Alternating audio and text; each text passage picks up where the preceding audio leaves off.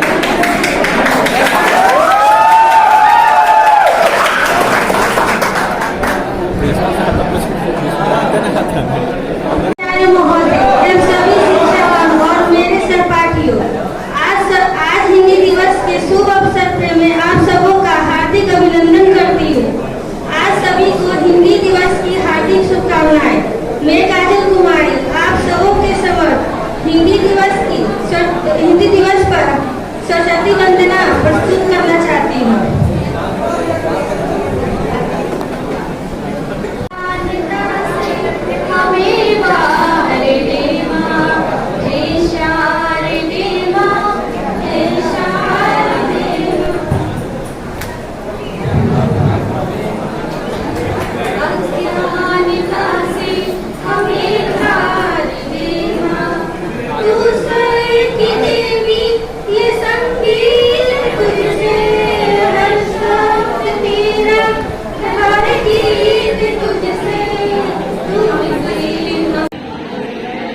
College के इस प्रांगण में उपस्थित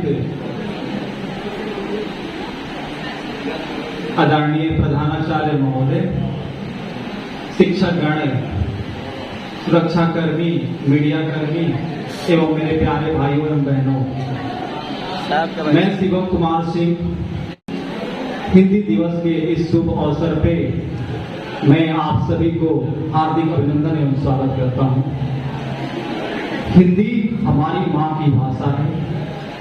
हिंदी एकता, अखंडता और संस्कृति की भाषा है। भारतीय संविधान सभा द्वारा 14 सितंबर 1949 को हिंदी को राजभाषा की दर्जा दिया गया। उसके बाद 14 सितंबर 1953 को पहली बार देश में हिंदी दिवस मनाया गया। उस वर्ष से लेकर अब तक प्रत्येक वर्ष सभी विद्यालयों, महाविद्यालयों में हिंदी दिवस बड़ी हर्षोल्लास के साथ मनाया जाता है। हमें गर्व है इस बात की कि हिंदी हमारी मातृभाषा है और मेरा जन्म इस हिंदुस्तान में हुआ। अब आप ये सोच रहे होंगे कि आज हिंदी दिवस है तो मैं हिंदी की गुणगान करूंगा, इसकी बोली बोलूंगा। आप ये भी सोच रहे होंगे बाकी अन्य भाषाओं का कोई महत्व नहीं, तो ऐसा नहीं। जितनी भी भाषाएं हैं सबका महत्व अपने आप में है। आप स्वतंत्र हैं, जितनी मन उतनी भाषाओं का ज्ञान अर्जित कर सकते हैं, बोल सकते हैं। लेकिन यदि भारत की संस्कृति, एकता, अखंडता और देशभक्ति की गुणगान किसी भी मंच पे करना हो तो हम हिंदी की प्राथमिकता प्रथम देंगे और बड़े गर्व के साथ हिंदी की महिमा का गुणगान करेंगे, नहीं कि किसी विदेशी भाषाओं का। हिंदी के इस शुभ अवसर पे मेरी मैम द्वारा 4 पंक्तियां सुनाने के लिए बोला गया था, जो मुझे काफी प्रेरणादायक लगा, जो मैं आप सभी को सुनाता हूं। श्रृंगार न होगा भाषण से। बहुत सारे ऐसे लोग हैं जो 26 जनवरी, 15 अगस्त, 2 अक्टूबर को अपनी भाषण विदेशी भाषाओं में देते हैं और उन्हें लगता है कि हमारी इससे प्रतिष्ठा बढ़ेगी, हमारा मान सम्मान होगा। तो ऐसा नहीं है। भारत को आजादी दिलाने के लिए हमारे देशभक्त जो लड़ाई लड़े, अंग्रेजी की जो भाषा को दूर करना चाहे, हम 15 अगस्त, 26 जनवरी को उनकी भाषा में देशभक्तों को याद करते हैं। ये कहां तक सही है? कम से कम हम सभी को 15 अगस्त, 26 जनवरी, 2 अक्टूबर और जितने भी सांस्कृतिक कार्यक्रम होते हैं, उस दिन हिंदी में हम सभी को भाषण देना चाहिए, उनकी गुणगान करना चाहिए। जो हमारी मैम द्वारा इस पे आधारित 4 पंक्ति था, श्रृंगार ना होगा भाषण से, सत्कार ना होगा शासन से। ये सरस्वती है जनता की। कौन? हिंदी। ये सरस्वती है जनता की, उठो पूछो सिंहासन से। तुम इसे शांति से खिलने तो दो, संघर्ष के मैदान में इसे तपने तो दो। हिंदी है भारत की बोली, तो इसे अपने आप पनपने। हरिवंश राय बच्चन द्वारा रचित 2 कविताएं सुनाने वाला हूं, जो आप सभी के लिए प्रेरणा का स्रोत रहेगा।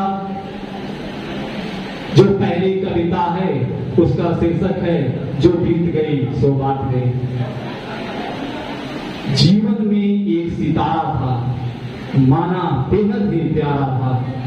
वो डूब गया तो डूब गया, अंबर की आनंद को देखो, कितने इसके तारे टूटे, कितने इसके प्यारे छूटे।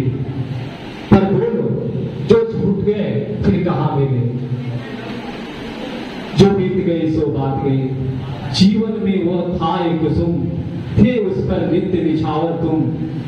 वो सूख गया तो सूख गया, मधुवन की छाती को देखो, सूखी कितनी इसकी कलियां, मुरझाई कितनी ओलरिया। जो मुरझाई फिर कहां गिरी, पर बोलो, सूखे फूलों पे कब मधुवन शोर मचाता है। जो बीत गई सो बात गई। जीवन में मधु का प्याला था, तुमने तन मन दे डाला था। वो टूट गया तो टूट गया, मदिरा लेके आनंद को देखो, मदिरा लेके आंगन को देखो। कितने प्याले हिल जाते हैं, गिर मिट्टी में मिल जाते हैं। लेकिन जो प्याले टूट जाते हैं, उस पे कब मदिरा ले शोक मनाता है। जो बीत गई सो बात गई। अगली जो हरिवंश राय बच्चन द्वारा कविता है, जिसका शीर्षक है, लहरों से डरकर नौकाएं पार नहीं होती। लहरों से डरकर नौकाएं पार नहीं होती, और कोशिश करने वालों की कभी हार नहीं होती। नन्ही चींटी जब दाना लेकर चढ़ती है इस दीवारों पे, 100 बार गिरती है। मन का विश्वास रगों में साहस भरता है, चढ़कर गिरना, गिरकर चढ़ना नहीं अखरता है। आखिरकार उसकी मेहनत बेकार नहीं होती, और कोशिश करने वालों की कभी हार नहीं होती। गोताखोर सिंधु में डुबकियां लगाता है, खाली हाथ लौट कर आता है। मिलते नहीं सहज के मोती गहरे पानी में, बढ़ता उत्साह इसी हैरानी में। पर हर बार उसकी मुट्ठी खाली नहीं होती, और कोशिश करने वालों की कभी अंतिम जो पंक्ति है हम सभी के लिए प्रेरणा का स्रोत है। असफलता एक पूंजी है, इसे स्वीकार करें। क्या कमी रह गई देखे और सुधार करें। जब तक तुम सफल ना हो नींद चैन को त्यागो तुम। संघर्ष का मैदान छोड़ मत भागो तुम। इसी तरह किसी की जय जयकार नहीं होती और कोशिश करने वालों की। इसी के साथ मैं अपने वाणी पर विराम देता हूं। आप सबको एक बार फिर से धन्यवाद।